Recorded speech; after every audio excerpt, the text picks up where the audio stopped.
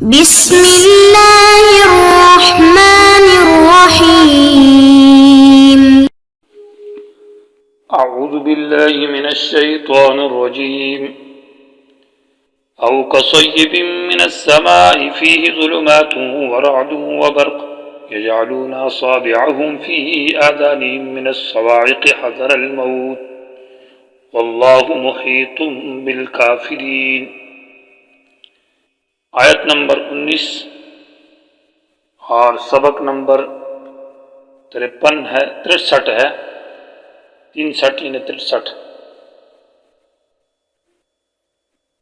یہ دوسری مثال ہے جو کہ منافقین کے بارے میں ہے. او کصیب من السماء فیہ ظلمات ورعد وبرق.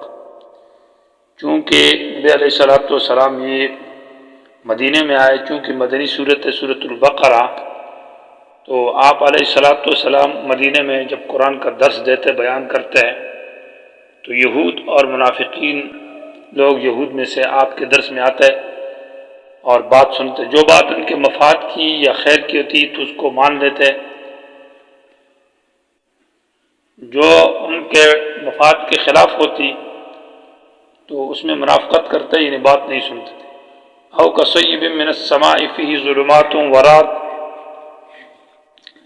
الفاظ کی تشریح یہ ہے کہ یہاں مبتدا محذوف ہے اور لفظ او جو ہے یہ تنویع کے لیے ہے، تقسیم کے لیے، یعنی ایک قسم کی مثال پہلے ذکر ہے جو کہ مثلہم کمثل الذی استوقد نارا ہے اور وہ کافروں کے بارے میں تھی، اور او یہ دوسری مثال ہے جو دوسری قسم کے کافر یعنی منافق کے لیے. بعض حضرات نے او کو تردید کے لیے کیا، شک کے لیے، لیکن یہ مناسب نہیں. یہ مثال ہے یہی کیونکہ اللہ کو تو اپنے کلام میں شک نہیں، اور بعد نے او کو تخییر کے لیے مانا ہے کہ آپ کی مرضی ہے کہ وہ پہلی والی مثال بیان کریں او کصیبن یا مثال ثانی بیان کریں. بہتر یہ ہے کہ او تنویع تقسیم کے لیے، اور مثلہم کا لفظ مبتدا محذوف ہے، کاف بمعنی مثل کے ہے. او مثلہم یا ان کا حال کصیبن بارش کی طرح ہے، من السماء جو آسمان سے ہے، معنی بارش والوں کی طرح ہے. تو کصیبن سے پہلے مضاف محذوف ہے، کذوی سیبن یا اصحاب السیب بارش والے جو ہے. سیب اس بارش کو کہا جاتا ہے کہ جو موسم گرما کے اندر، موسم بہار میں جو برستی ہے اور موسلا دھار بارش ہو جس میں اندھیرے گرج چمک بھی ہوتی ہے. اور ایک غیث ہے اس کے مترادف الفاظ میں سے. غیث اس بارش کو کہا جاتا ہے جو قحط سالی اور خشک سالی کے بعد برسے، اور ایک مطر ہے جو عام بارش ہے، اور کبھی کبھی مطر عذاب والی بارش کو بھی کہا جاتا ہے. تو یہاں تشبیہ چونکہ سید کی جو تشبیہ ہے بارش کی قرآن کے ساتھ ہے، جیسے بارش آسمان کی طرف سے اوپر سے آ رہی ہے اور اس میں بہت سارے فوائد ہیں. موسم بہار کی جو بارش ہے سبزہ زیادہ ہوتا ہے، تو ایسے ہی قرآن کی مثال بھی یہ کہ قرآن اوپر آسمان سے اترا ہے اور اس میں بہت فوائد ہیں، لیکن اس مثال کے اندر بارش کے فوائد کا ذکر نہیں ہے کیونکہ یہ مثال تو منافقین کے لیے ہے اور وہ اعراض کرتے ہیں، تو اس میں جو نقصانات کی باتیں ہیں ان کا ذکر ہے. دوسرے مقامات پر بارش کے فوائد کا ذکر ہے جو قرآن کے ساتھ تشبیہ دی گئی. اور قرآن کو بارش کہا اس لیے کہ باران رحمت کی در باغ لالا رویت و در شور گو مخص. جب رحمت کی بارش برستی ہے تو اچھی زمین کے اندر پھول اور سبزہ اگاتی ہے، اور جب خراب زمین میں برستی ہے تو وہاں کانٹے جمتے ہیں. تو قرآن بھی ایک بارش ہے جس کی زمین لوگوں کے دل ہے. جب یہ قرآن کی بارش دلوں پر برستی ہے تو اچھے اور نیک دلوں کے اندر اللہ کی وحدانیت، توحید اور اللہ کی طرف انابت اور نیک اعمال، نماز، ذکر، اذکار پیدا ہوتے ہیں، خشوع اور عاجزی پیدا ہوتی ہے، اور برے دلوں کے اندر تکبر، شک، تردد پیدا ہوتا ہے. اس لیے بارش کے ساتھ قرآن کی تشبیہ دی گئی ہے. من السماء میں یہ من جہت کے لیے ہے، جبکہ السماء سے آسمان مراد ہو، کیونکہ من طرف کے لیے ہوگا، یعنی من جہت السماء آسمان کی طرف سے یہ بارش آتی ہے. اور اگر السماء سے مراد بادل ہو تو من ابتدائیہ ہے، یعنی بارش کی ابتدا بادلوں سے ہوتی ہے. لفظ سما ہر اوپر والی چیز کو، بلندی کو سما کہتے ہیں، اور سما کے مصداقات میں آسمان بھی آتا ہے، اور سما کا مصداق میں سے بادل بھی ہے، لیکن عام ظاہری طور پر قرآن میں بارش جو ہے وہ بادلوں سے برستی ہے، اور یا ان بادلوں سے جو بلند ہو اور آسمان کی طرف آسمان کے ساتھ چمٹے ہوں، نیچے والے بادل نہ۔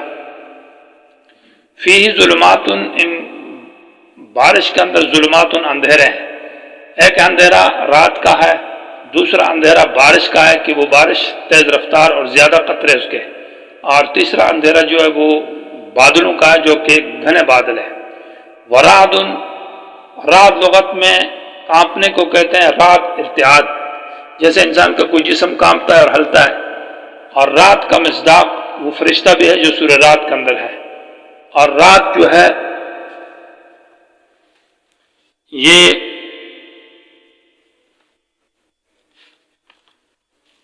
گرج کو کہتے ہیں، جو آسمانی بجلی اور چمک کی جو گرج ہے آسمان کے، اس کو بھی رات کہا جاتا ہے۔ یہاں پر رات سے جو مراد ہے وہ گرج مراد ہے، اور برقن اس آسمانی بجلی کو کہتے ہیں جو چمک ہوتی ہے، اس میں تیز رفتاری ہوتی ہے۔ تو یجعلون اصابعہم، یجعلون بمانا یضعون کہ ہے، یا یجعلون بمانا یدخلون کہ ہے، رکھتے ہیں اپنی انگلیوں کو فی اذانہم، اپنے کانوں میں، من الصواعق، سخت گرج کی وجہ سے، حذر الموت، موت کے ڈر اور موت سے بچاؤ حاصل کرنے کے لیے۔ واللہ محیط بالکافرین، لیکن اللہ گھیر لینے والا ہے کافروں کو اپنے عذاب میں۔ یجعلون خلق، جعل خلقہ کے معنی میں بھی آتا ہے، الحمدللہ الذی جعل الظلمات والنور، تو وہاں جعل بمعنی خلقہ کے ہے، جبکہ کسی چیز کو کسی صفت کے ساتھ پیدا کرنا ہو تو وہاں جعل بمعنی خلقہ کے ہے۔ اور جعل بمعنی اعتقاد کا عقیدہ کیا آتا ہے، جیسے کہ فلا تجعلوا للہ اندادا، اسی صورت میں بعد میں آیت نمبر 22 کے اندر ہے کہ عقیدہ نہ رکھو اللہ کے بارے میں شرکاء کا۔ اور جعل بمعنی تسمیہ یعنی مسمہ کرنے کے بھی آتا ہے، سورہ زخرف کے ابتدا میں ہے کہ اللہ تبارک و تعالیٰ نے فرمایا کہ میں نے تم پر قرآن نازل کیا ہے، اور وجعلناکم قرآنا معنی سمیناہ، اس کو ہم نے قرآن کا نام دیا، وجعلنا بمعنی سمینا کے ہے۔ تو یہاں یجعلون بمعنی یضعون کے ہے، معنی رکھتے ہیں اصابعہم، اپنی انگلیوں کو۔ اصابع تو پوری انگلی کو کہا جاتا ہے، مراد اس کے رؤوس ہے، سر ہے، انامل جو اگلا حصہ ہے، تو انگلیوں کے سروں کو ذکر نہیں کیا، اصابع کو ذکر کیا، یہ مبالغے کے لیے، کیونکہ جب سخت بارش ہو، اس میں گرج چمک ہو اور اندھیرا ہو، رات ہو، جنگل صحرا ہو، تو آدمی ڈر جاتا ہے تو پوری انگلی کانوں میں دیتا ہے تاکہ کان خوب بند رہیں۔ فی آذانہم من الصواعق، من اجلیہ اور تعلیلیہ ہے، اور الصواعق صاعقہ جو کہتے ہیں وہ شدت صوت الرعد، گرج کے اندر جو سخت قسم کی گرج ہوتی ہے اس کو کہا جاتا ہے۔ اور صاعقہ موت کو بھی کہتے ہیں، فصعق من فی السماوات والارض، کہ مر جائیں گے وہ جو آسمان اور زمین کے اندر ہے۔ اور صاعقہ کا معنی بے ہوشی بھی ہے، سورہ اعراف آیت نمبر 148 کے اندر ہے، خر موسیٰ صاعقہ، موسیٰ علیہ السلام بے ہوش ہو کر گر گئے۔ اور صاعقہ چیخ کو بھی کہتے ہیں۔ یہاں صاعقہ کا معنی شدت صوت الرعد، یعنی سخت قسم کی گرج، ایک عام گرج اور ایک تیز قسم کی گرج ہوتی ہے جو کانوں پر سخت پڑتی ہے۔ اور بعض مرتبہ صاعقہ آگ کو بھی کہتے ہیں، جو آسمان سے بجلی گرتی ہے، آگ برستی ہے، جس کو بعض زبانوں میں اس کو وہ ایک بجلی پڑتی ہے اور نقصان کر دیتی ہے۔ حذر الموت، حذر الموت کا معنی ہے کہ حذر نفس سے خوف کو نہیں کہتے، خوف کے ساتھ ساتھ انسان اپنے آپ کو بچائے تو اس کو حذر کہتے ہیں، تو موت کے ڈر کی وجہ سے اپنے آپ کو بچاتے ہوئے۔ یہاں میں نے صواعق بھی یہ علت ہے مفعول لہو یجعلون کے لیے، اور حذر الموت بھی ہے، تو اصل میں یہ بات ہے کہ یہ من الصواعق یہ یجعلون کے لیے علت مفعول ہے، معنی یہ ہوگا کہ رکھتے ہیں اپنی انگلیوں کو اپنے کانوں میں، من الصواعق سخت گرج کی وجہ سے، کہ یعنی سخت گرج کے ڈر کی وجہ سے انگلیوں کو کانوں میں دیتے ہیں تاکہ کانوں میں یہ سخت آواز نہ جائے۔ پھر اس مجموعہ کے لیے کہ اپنی انگلیوں کو اپنے کانوں میں دیتے ہیں سخت گرج کی وجہ سے، یہ کیوں کرتے ہیں؟ تو اس مجموعہ کے لیے، مرکب کے لیے علت حذر الموت، موت کے ڈر سے، تاکہ موت سے بچ جائیں۔ لیکن واللہ محیط بالکافرین، اللہ گھیر لینے والا ہے کافروں کو اپنے عذاب میں۔ اللہ اپنی علم اور اپنی قدرت کی وجہ سے کافروں کو مختلف تکالیف اور عذاب میں گھیر لیتا ہے۔ احاطہ اللہ تعالیٰ کی صفت ہے، بمعنی گھیر لینے کے ہے۔ اس میں تعویل نہیں کی جائے گی، بلکہ بلا تشبیہ اور بلا تمثیل، بغیر کسی کی تشبیہ انسانوں کے ساتھ دینے کے معنی یہ ہوگا کہ اللہ اپنے علم اور قدرت کی وجہ سے کافروں کو مختلف عذابوں میں اور تکلیفوں میں گھیر لیتا ہے۔ مثال کا ماقبل سے تطبیق یہ ہوگی کہ چونکہ مدینہ کے اندر نبی علیہ السلام جب آئے درس شروع ہوئے تو یہود آ کر بیٹھتے تھے، تو ان کے لیے یہ مثال دی گئی ہے، گویا کہ قرآن کو بارش قرار دیا ہے جو کہ آسمان سے برسنے والی ہے، اور اس کے اندر ظلمات اندھیرے ہیں، مانا اس میں منافقین کا نفاق، ان کا کفر اور شرک اور ان کی خرابیوں کا بیان ہے، یہ گویا کہ ان کے لیے ایک اندھیرے ہیں۔ اور رعد اس میں گرج ہے جس میں تخفیفات ہے اور زواجر ہے، یعنی عذاب کا ذکر ہے، ڈان ڈبٹ ہے، یہ اس گرج کی طرح ہے۔ اور برقن اس کے اندر بجلی ہے، مانا اس میں دلائل ہے، ایسے دلائل جو وہ آسمانی بجلی تیز ہوتی ہے، ایسے اس کے دلائل بھی تیز ہے کہ لوگوں کے دلائل اس کے سامنے کچھ بھی نہیں ہے۔